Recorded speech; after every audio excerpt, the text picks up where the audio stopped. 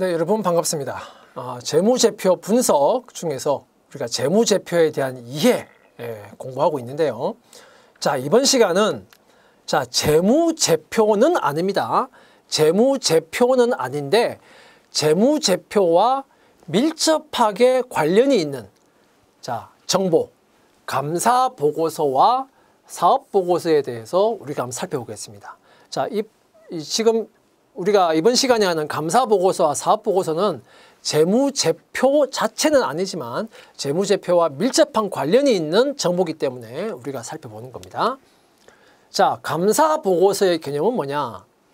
자, 여기서 말하는 감사보고서는 말 그대로 감사를 실시하고 나서 작성한 보고서 아닙니까? 자, 그게 감사보고서인데, 근데 이제 우리가 여기서 배우는 이 감사보고서는 누구의 감사보고서냐?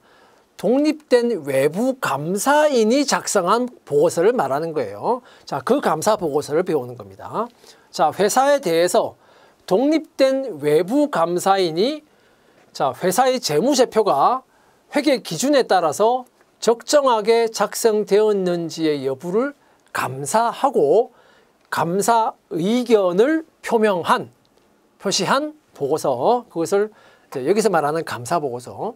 그럼 독립된 외부 감사인이 아닌 다른 감사가 작성한 보고서는 감사보고서 아닙니까? 자, 그거 다 감사보고서예요. 다 감사보고서인데 우리가 여기서 배우는 감사보고서는 독립된 외부 감사인이 작성한 감사보고서를 배운다 이겁니다. 여기서 작성한 것은. 자, 회계정보 이용자의 경우에 왜 이 감사보고서가 중요한 거냐? 이 감사보고서를 통해서 회사가 경영활동을 통해서 이러한 성과가 났다. 자, 그것을 재무제표를 통해서 작성을 함으로써 재무제표에 회사의 재무상태와 경영성과를 표시를 했어요. 재무제표야. 그러면서 이 회사의 경영자는 이렇게 떠듭니다. 우리 회사의 재무제표는 너무너무 신뢰성이 있고 너무너무 여러분들에게 목적 적합하게 회계 기준에 맞게 작성되었으니 믿고 보시기 바랍니다. 이렇게 말을 했다 이거예요. 경영자가. 그런데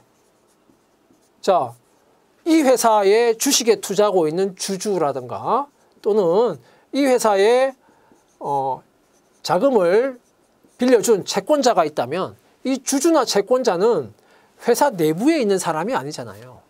회사 밖에 있는 이해관계자잖아요. 그죠? 기본적으로 이 사람들은 회사 밖에 있는 외부 이해관계자이기 때문에 회사 내부의 사정을 속속들이 다 알 수가 없습니다. 다 알 수가 없는데 경영자가 믿고 보시라 하고 떠든다고 해서 이 사람들이 그냥 믿고 볼 수 있나? 그게 아니다 이거예요. 기본적으로.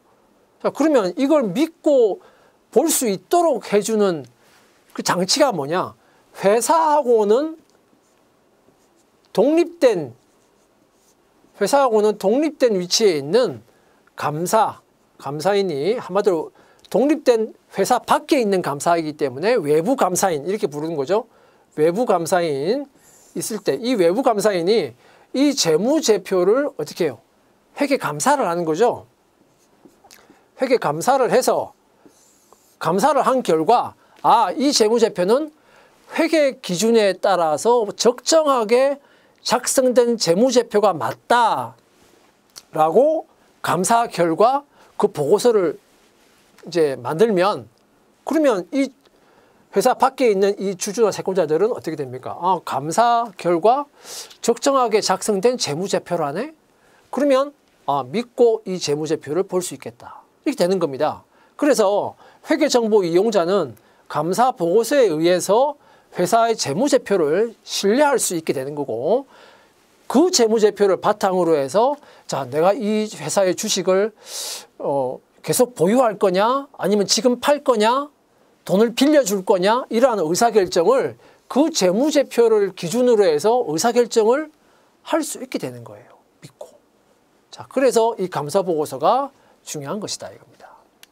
자, 그러면 이제 외부 감사의 대상. 외부 감사의 대상. 이 법률 규정에는 어떻게 되어 있나? 이 내용들은 사실은 우리가 앞에서 조금 먼저 배웠던 내용들이 포함되어 있습니다. 자, 외관법. 외관법이라고 하는 거 알죠? 주식회사 등의 외부 감사에 대한 법률, 관한 법률 해서 정식 명칭은 이렇죠. 그런데 그걸 우리가 줄여서 외관법 이렇게 말한다라고 이미 우리는 배웠습니다. 자, 외관법 제4조에 보면 다음 각 호의 회사는 독립된 외부의 감사인에 의한 회계 감사를 받아야 한다라고 대상을 적시해 놓고 있습니다. 어떤 회사? 자, 첫 번째로 주권상장법인, 두 번째로는 해당 사업년도 또는 다음 사업년도 중에 주권상장법인이 되려는 회사. 세 번째, 그 밖에 1, 2, 1호 또는 2호에 해당되지 않는 회사의 경우에는 직전 사업년도 말 기준으로 자산이나 부채, 종업원 수 또는 직전 사업년도의 매출액 등을 가지고 어떤 기준을 통해서 그 기준에 해당하면 외부 감사 대상이 되는 것으로 그렇게 외관법에 규정이 되어 있고요. 시행령에 보면 이게 이제 대통령령으로 정하는 기준이라고 했기 때문에 시행령에 규정을 하고 있죠. 자, 직전 사업년도 말 자산 총액이 500억 원 이상인 회사 외부 감사 받아라. 주권 상장 법인이 아니더라도 외부 감사 받아라 이 말이에요. 직전 사업년도 매출액이 500억 원 이상인 회사 주권 상장 법인이 아니더라도 감사 받아라. 자, 그 다음에 다음 각 목의 사항 중에서 3개 이상에 해당하지 않는 회사는 외부 감사 받아라. 이제 다음에 나오면 알겠지만 이제 주식회사의 경우에 총 4개의 요건이 있는데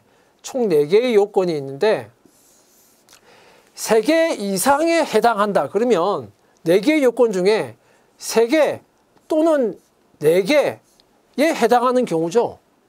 근데 3개 또는 4개에 해당하는 게 3개 이상에 해당하는 건데 3개 이상에 해당하지 않는 거라고 했으니까 4개 중에서 아예 해당 사항이 없던가 4개 중에서 1개 정도에 해당하던가 아니면 많아봐야 2개 정도에 해당하면 3개 이상에 해당하지 않는 거죠.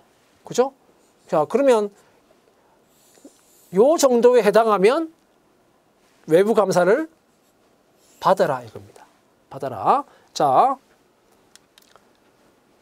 그러면 이 외관법 제4조와 시행령 제5조에서 외부 감사 대상을 정하고 있는데 자, 이거를 우리가 사실 이 법 조문만 보면 조금 이게 머리에 빨리 와닿지 않을 수가 있어요.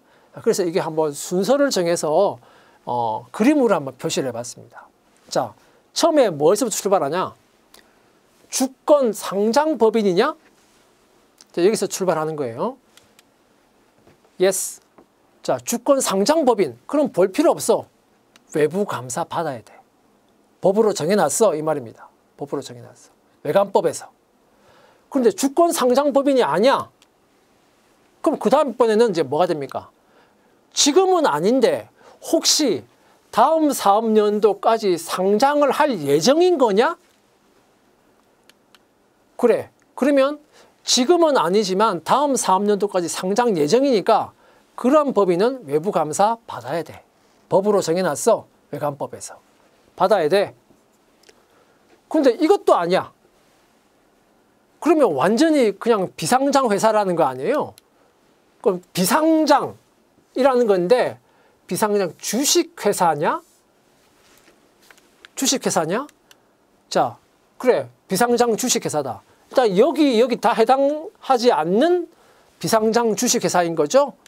자, 그러면 그 비상장 주식회사가 직전 사업년도 말 기준 자산 총액 또는 직전 사업년도 매출액 기준으로 500억 원 이상인 회사냐? 그래. 그러면은 비상장이긴 하지만 규모가 크기 때문에 이에 당사자들이 많은 기업이다. 따라서 외부 감사 필요해. 근데 여기에도 해당이 안 돼요. 그럼 그 다음에 이제 뭐가 합니까? 다음 중 3가지 이상 해당하냐? 근데 세 가지 이상 뭐? 첫 번째, 자산 총액 120억 원 미만. 두 번째, 매출액 100억 원 미만. 부채는 70억 원 미만.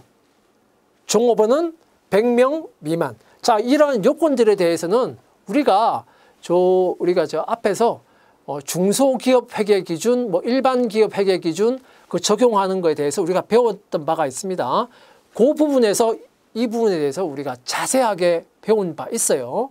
이미 배웠으니까 그 내용을 참고로 보시기 바라고, 어쨌든 이 세 가지, 이 중에 이 지금 네 가지 요건인데 이 네 가지 요건 중에서 세 가지 이상 하면 세 가지 또는 네 가지 해당하냐? 그렇지 않아. 그렇지 않다는 말은 한 개도 해당 사항이 없든가 아니면 한 개 또는 두 개 정도에 해당한다 이 말이죠. 이 세 가지 중에서, 이 네 가지 중에서. 그러면 해당하지 않는다. 그러면 외부 감사 대상인 것이고, 여기에 세 가지 이상 해당한다 돼버리면 외부 감사 대상이 아니다 이거예요. 최종적으로. 자, 이런 흐름으로 간다 이겁니다. 그 다음에 이제 주식회사인 경우는 이제 이렇게 흘러가는데, 만약에 주식회사냐 이랬는데, 비상장 주식회사냐 이랬는데 주식회사가 아닌 거야. 유한회사다 이거예요. 자, 유한회사다. 주식회사는 아니고, 우리가 상법상의 회사 알고 있죠? 주식회사, 유한회사, 한명회사, 합자회사 있는데, 자, 주식회사는 아니고 유한회사다? 그러면 유한회사면 자, 500억 원 이상 이거는 똑같이 적용돼요. 그 다음에 여기 이제 세 가지 이상 해당한다. 이게 이제 여기에 가면 여기에 기본에 네 가지가 있는데, 여기에 유한회사의 경우는 하나가 더 붙습니다. 유한회사의 사원 50명 미만. 50명 미만. 자, 이 요건이 하나가 더 붙는 게 있습니다. 자, 그것만 다르고 나머지는 똑같습니다. 똑같이 적용한다 이거예요. 자, 그 다음에 그럼 이제 그 외부 감사의 대상에 대해서는 배웠고요. 그럼 그 외부 감사를 하는 그 감사인의 자격 요건이 어떻게, 자격이 뭐냐? 자, 공인회계사법 제23조, 자, 23조에 따라서 설립된 회계법인, 그리고 공인회계사회에 등록한 감사반이 이제 감사를 할 수 있다. 외부 감사를 할 수 있다. 그 다음에 주권상장법인하고 직전 사업년도 말 자산총액이 1천억 원 이상인, 자, 1천억 원이면 앞에서 우리 외부 감사 대상에서 자산총액 500억 원 이상이 나왔잖아요. 그죠? 근데 여기에는 1천억 원 이상이니까 규모가 매우 큰 비상장 회사를 말하는 거예요. 그래서 주권상장법인 또는 직전 사업년도 말 비상장 회사 중에서 1천억 원 이상인 대형 비상장 주식회사. 자, 그 다음에 금융기관에 대한 감사는 반드시 누가 해야 된다? 회계법인이 하여야 한다라고 되어 있습니다.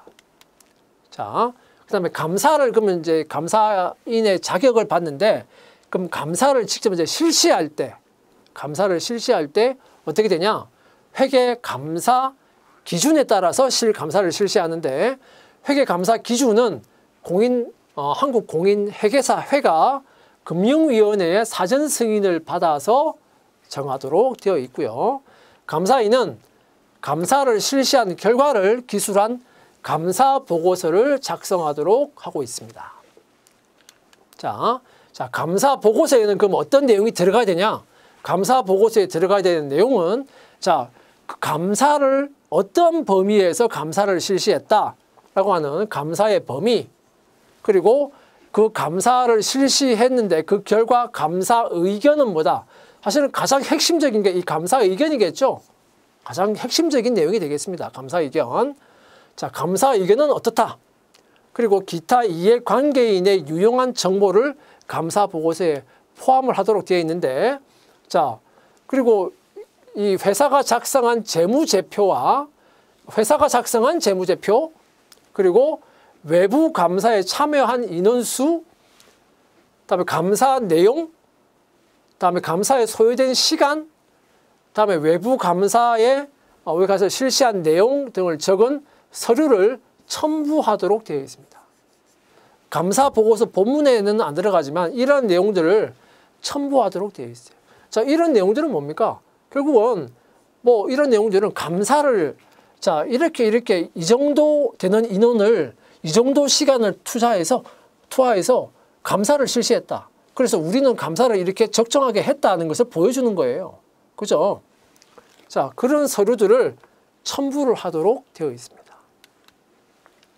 그 다음에 아까 이제 감사 보고서에서 핵심적인 사항이 감사 의견이라고 했는데, 자, 그러면 감사 의견은 어떻게 나눠지느냐? 자, 감사 의견에 대해서 간략하게 살펴보겠습니다. 자, 이것도 그냥 이거 문구로만 보면 복잡하니까, 자, 그림, 이런 순서도에 따라서 그림으로 볼게요.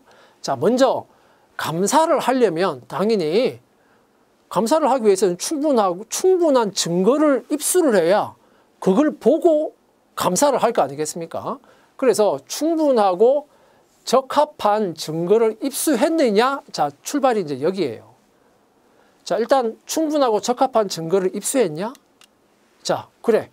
충분하게 증거를 일단 입수했어. 그러면 감사를 일단 제대로 할 수 있는 요건이 된 거죠. 여건이 된 거지. 요건이라고 해요. 여건이 된 거예요. 상황이 된 거야. 그런 상황이 됐어.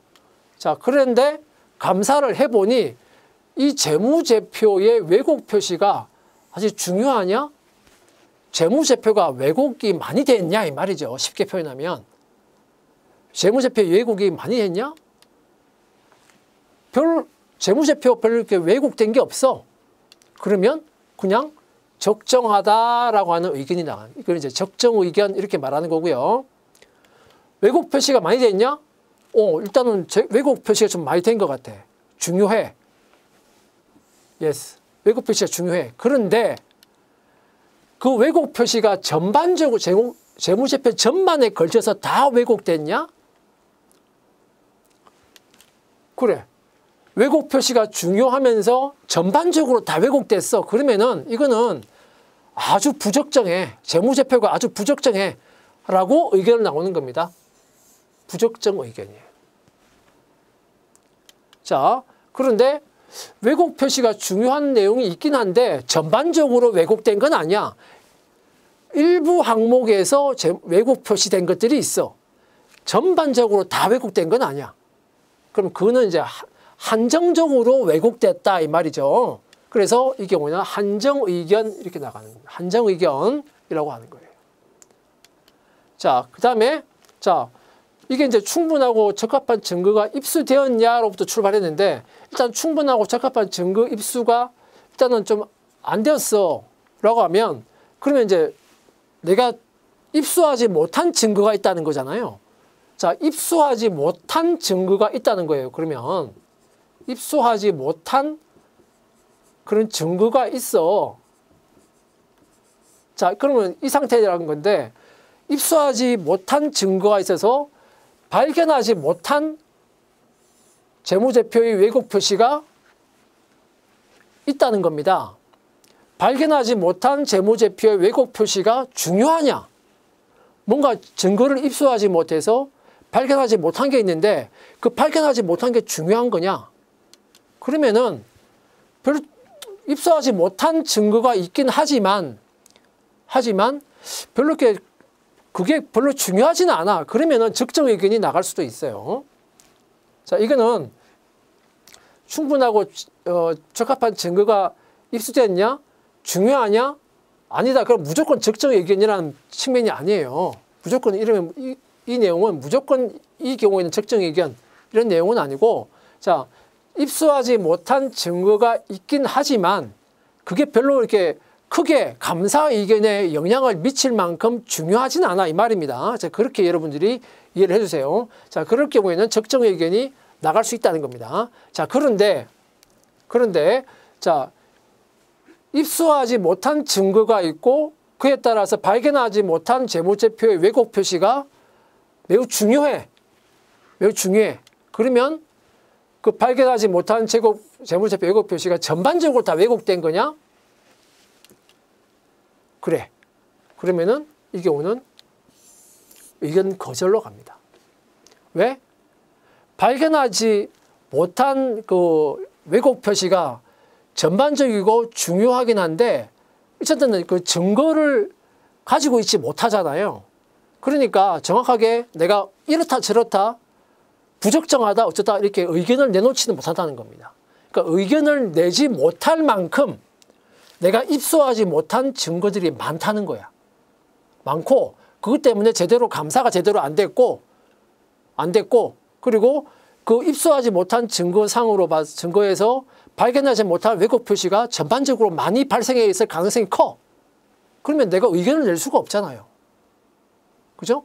자, 그런 경우에는 의견 거절로 가는 겁니다. 의견 낼 수 없다 이겁니다. 한마디로 제대로 감사를 할 수가 없는 상황이었다. 그에 따라서 내가 의견 거절을 할 수밖에 없다는 거예요. 그죠? 자, 그 다음에 자, 왜곡 표시가 전반적이지는 않더라. 자, 전반적이지는 않더라라고 하면 왜곡 표시가 있긴 한데 자, 일정한 범위에서 왜곡 표시가 좀 된 것 같다. 이 말이니까 전반적이냐? 그게 아니다 나오면 이 경우에는 한정 의견으로 가는 거예요. 자, 그 다음에 남은 거 이제 불확실성의 누적적인 영향 때문에 감사 의견을 내는 것이 불가능하냐? 자, 그럴 경우에는 그렇다라고 하면 이 경우도 역시 의견 거절로 간다 하는 겁니다. 자, 그 다음에 감사 보고서의 예시를 보면 자, 감사 보고서의 예시를 보면 자, 여기 보면 이제 독립된 감사인의 감사 보고서 해서 누구누구 회사 주주 및 이사회 기준이라고 들어가 있고요. 뭐 우리는 별첨된 뭐 회사의 재무제표를 감사하였습니다. 라고 나와 있고 뭐 그다음에 재무제표에 대한 경영진의 책임은 어떻다. 라고 이제 경영진의 책임이 재무제표에 대해서 경영진이 책임이 있다. 일단 재무제표를 재무제표 작성 책임이 누구한테 있다고 했어요? 경영자에게 있다고 했잖아요. 그 내용. 그 다음에 감사인의 책임은 어떻다 하는 내용이 있고요.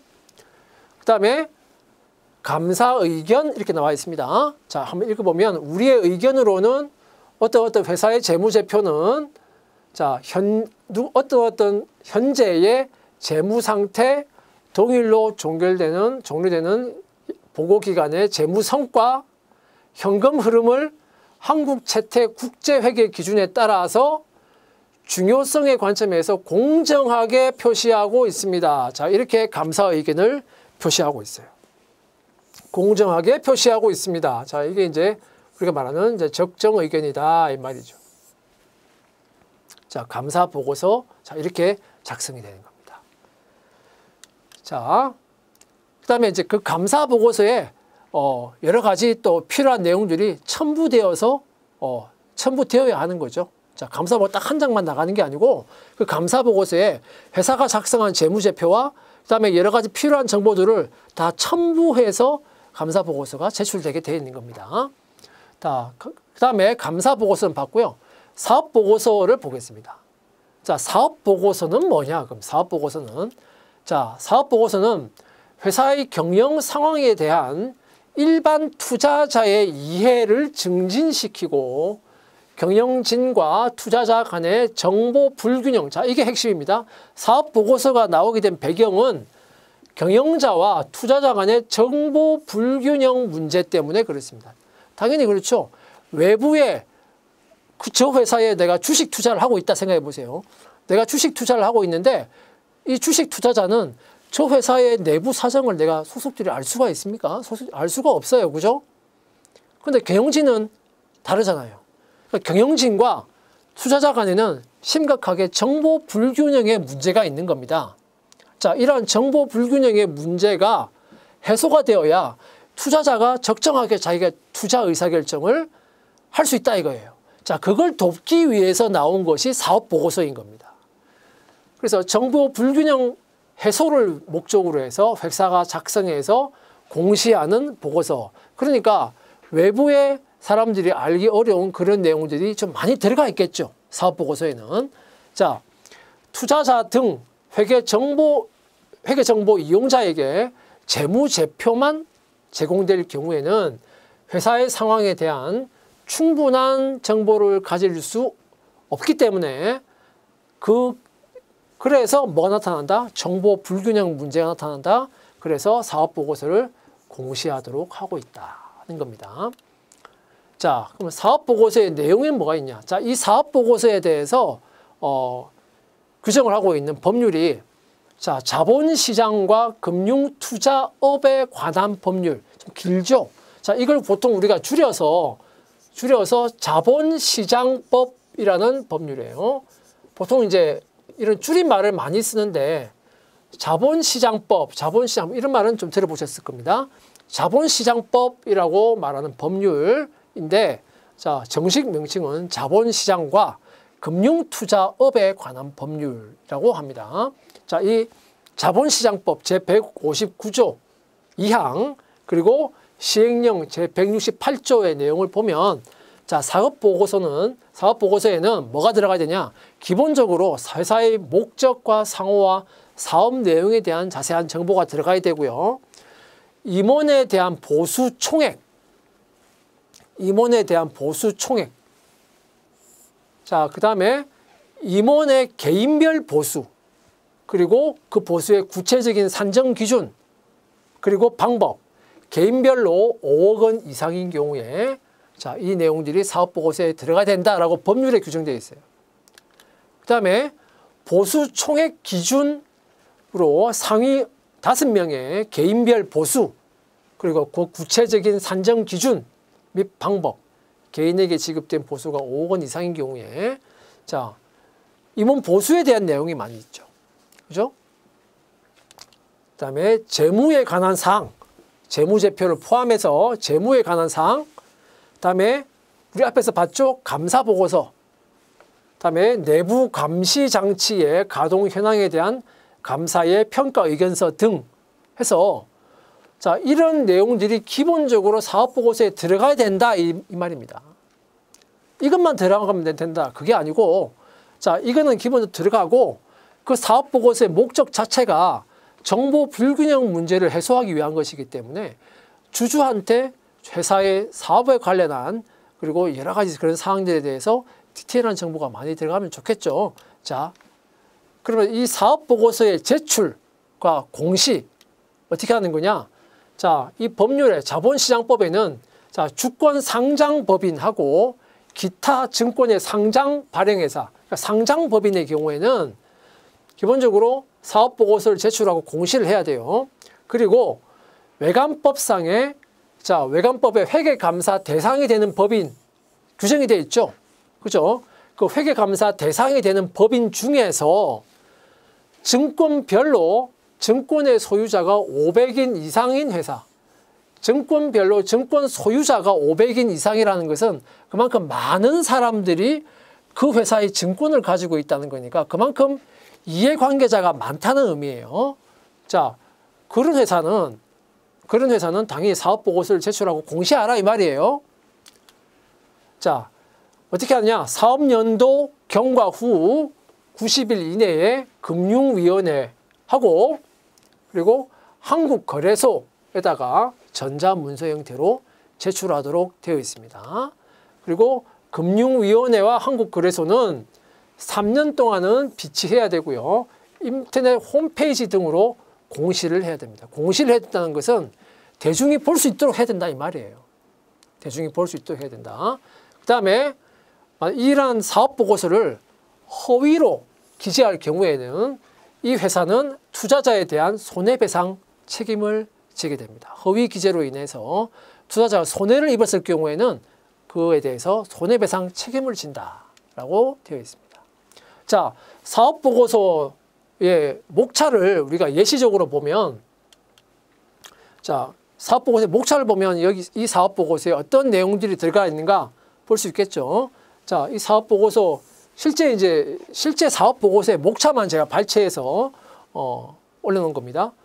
자, 사업 보고서 해서 그다음에 대표 이사 등의 확인. 그래서 1번이 이제 회사의 개요 나와 있죠.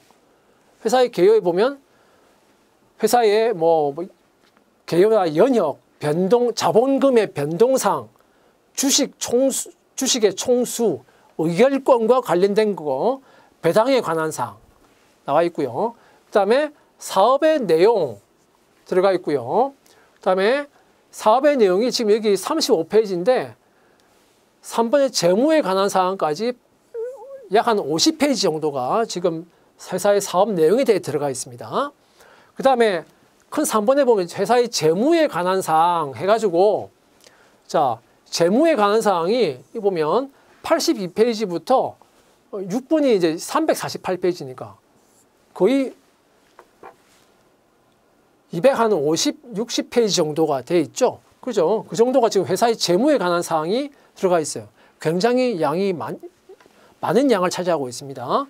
보면 요약 재무정보, 연결 재무제표, 연결 재무제표의 주석까지 들어가 있고, 다음에 재무제표, 재무제표의 주석, 기타 재무에 관한 사항 해서 재무에 관한 사항을 자세하게 표시하고 있고, 그다음에 여기 보면 감사인의 감사 의견, 즉 감사 보고서 관련한 내용이죠. 자, 그 내용 들어가 있고요. 그다음에 이사의 경영 진단과 경영에 대한 분석 의견이 들어가 있습니다. 그다음에 이사회와 같이 회사의 기관에 관련한 사항, 그다음에 주주와 관련한 사항, 아까 우리 임원 보수에 대한 내용들이 법률에 규정이 많이 되어 있었죠.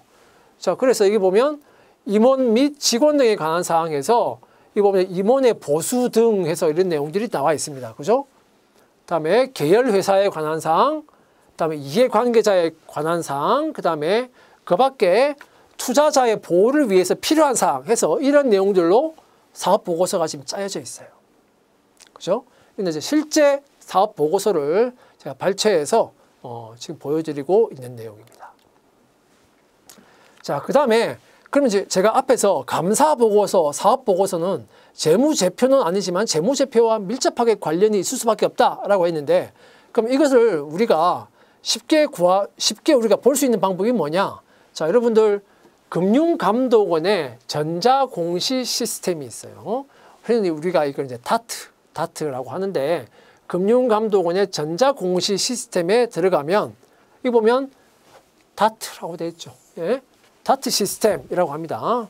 다트 시스템. 아니면 이제 여러분들이 뭐 포탈 같은 데서 그냥 금감원 전자공시 시스템이라고 검색을 해서 들어가셔도 되고요. 아니면 여기에 직접 이걸 이제 입력을 해서 바로 들어가셔도 되고요. 자, 여기 들어가면 이게 그 금융감독원의 전자공시 시스템의 첫 화면이에요. 첫 화면을 제가 캡처를 해서 지금 보여드리고 있는데, 자, 첫 화면을 보시면 여기 이제 회사명 있고요. 기간이 들어가 있어요. 여기 이제 회사명 또는 종목 코드를 입력하게 돼 있고, 그 다음에 여기 이제 정기 공시 들어가 있고, 뭐 주요 사항 보고, 뭐 지분 공시, 외부 감사 관련 뭐 이런 내용들이 들어가 있습니다. 그죠? 여기에 관련해서 자기가 보고 싶은 내용을 체크를 하면 돼요. 자, 그런데 만약에 아까 제가 봤던 감사 보고서, 외부 감사인의 감사 보고를 보고 싶다. 그러면 뭘 체크하면 되겠습니까? 여기 보면 외부 감사 관련이 있죠. 여기 외부 감사 관련에 체크를 하면, 그래서 검색을 누르면, 그러면 그 외부 기간, 요 이제 기간을 설정하고 그 기간 내에 있는 회사의 감사 보고서를 우리가 볼 수가 있습니다. 검색을 해서 볼 수도 있고요. 그걸 출력해서 볼 수도 있어요. 자, 그 다음에 우리가 앞에서 봤던 그 사업 보고서, 그 사업 보고서는 여기서 어디에 해당하냐? 여기에 정기 공시가 있죠. 정기 공시. 이 정기 공시에 들어가면 사업 보고서를 우리가 볼 수 있어요. 정기 공시에 들어가면 사업 보고서를 볼 수 있습니다. 그래서 자, 이 금융감독원의 전자공시 시스템을 통해서 우리가 감사 보고서, 그다음에 이 감사 보고서와 그리고 사업 보고서, 그 감사 보고서, 사업 보고서에 들어가면 그 감사 보고서, 사업 보고서에는 회사의 재무제표와 관련한 정보도 기본적으로 다 들어가 있잖아요, 그죠? 그래서 우리가 볼 수 있다 이거예요. 이러한 이렇게 편리하게 우리가 구해서 볼 수가 있습니다. 자, 그래서 궁금하신 분들은 지금 또 바로 한번 금융감독원의 전자공시 시스템에 들어가셔가지고 이것저것 눌러가면서 이 안에 어떤 정보들이 있나 한번 여러분들이 보시기 바랍니다. 네, 이상 감사보고서와 사업보고서에 대해서 마치도록 하겠습니다.